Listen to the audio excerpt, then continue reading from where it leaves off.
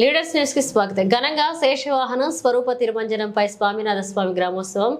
అన్నమయ్య జిల్లా నందలూరులో వెలిసిన సౌమ్యనాథ స్వామి ఆలయ ప్రాంగణంలో సౌమ్యనాథ స్వామి బ్రహ్మోత్సవాల్లో భాగంగా శేషవాహనం తిరుమంజనంపై స్వామినాథ స్వామి గ్రామోత్సవాన్ని అర్చకులు, ఆలయ నిర్వాహకులు ఘనంగా నిర్వహించారు. ఈ బ్రహ్మోత్సవాల్లో కడప, అన్నమయ్య, ఉమ్మడి జిల్లాలోని భక్తులు అశేషంగా పాల్గొని సౌమ్యనాథ స్వామి కృపకు పాత్రలయ్యారు.